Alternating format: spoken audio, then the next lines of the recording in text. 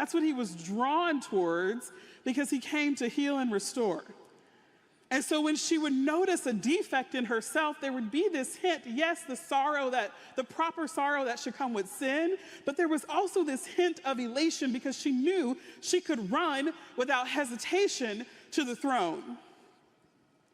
And she knew that there was not an absence of love when Jesus looked at that place in her heart and saw the crude and mean estate. She knew he longed to be there. She knew that he longed to be there. I go to confession a lot, not because I'm holy, but because I have an attitude problem.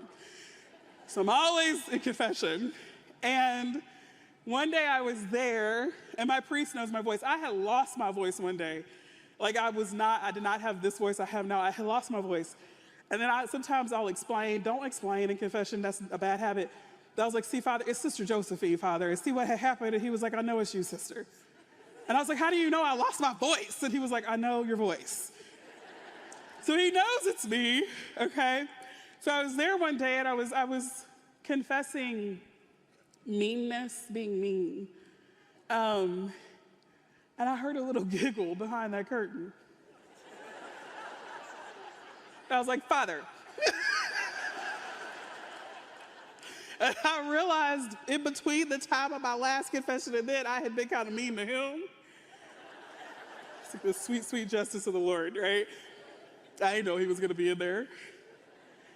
And so when I finished making my confession, he said something so beautiful to me that it really reminded me of what St. Therese teaches us. He said, sister, we know you and we love you. And he said that to me in the person of Christ. We know you and we love you. God knows you and he loves you. And that includes, he's very aware of the areas of our hearts that are mean estate. And you are loved. And if we will be honest about those areas of our heart, then he can be born in them in that crude and mean estate as he was born in the stable. And so how does Christ dwell and where does he dwell in the family and really in each one of us where there is mean and crude estate?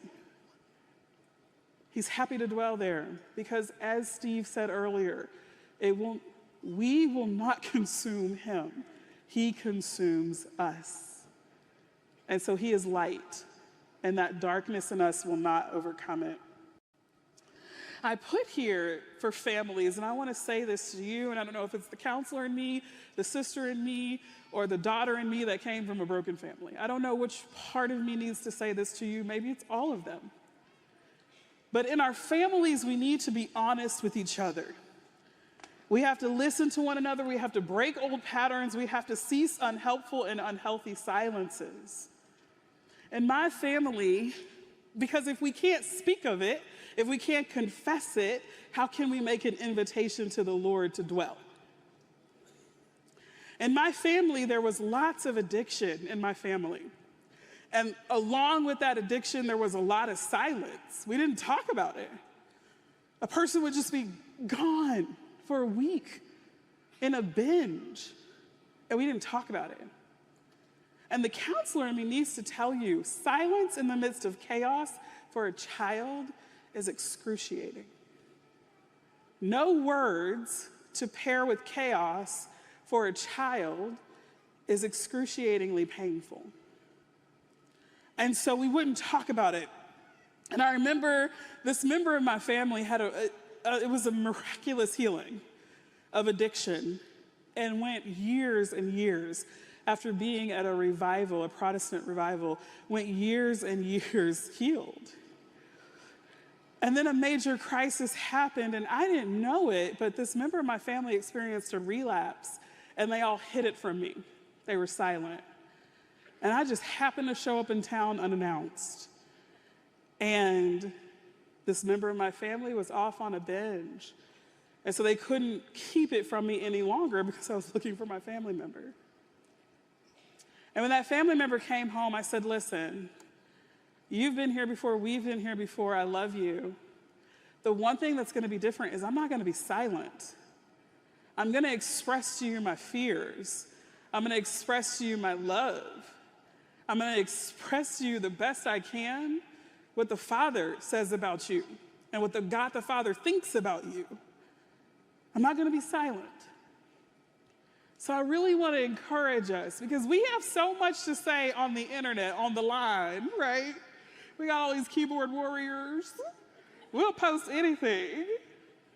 But in our family life, in our relationships, we're rendered silent before pain.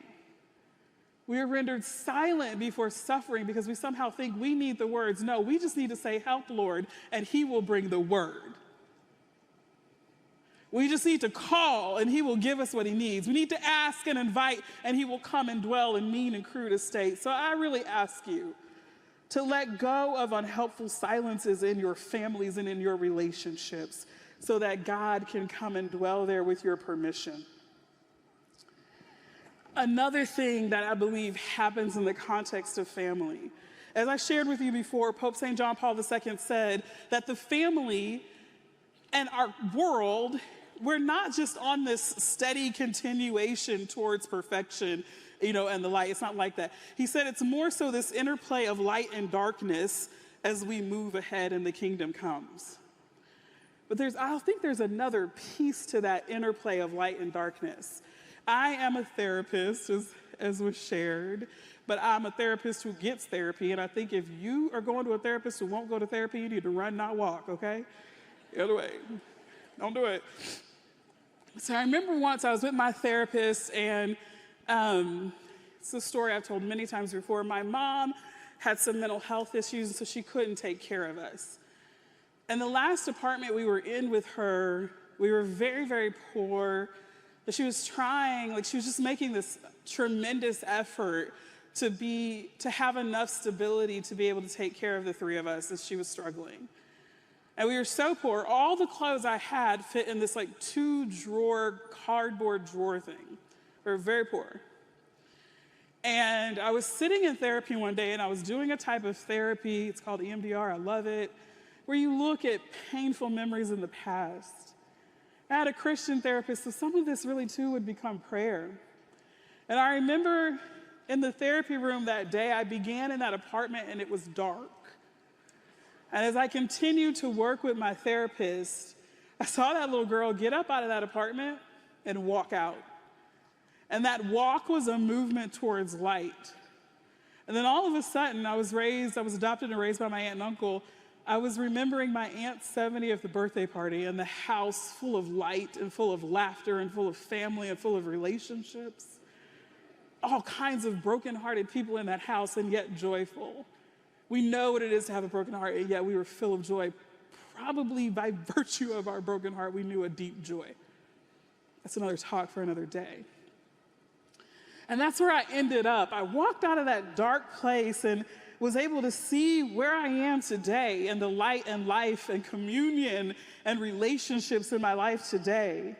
And so I believe Pope St. John Paul II is right, that it is this interplay of light and darkness, but I believe what is mixed into that is an assured dawn. So no matter what family you come from or what family you're going towards or what family you're in right now and where it is and what that interplay of light and darkness looks like, mixed into that interplay of light and darkness is an assured dawn that presses on without failure. We call it the coming of the kingdom. And this is where this is what light gives witness to, and no darkness is going to overcome it.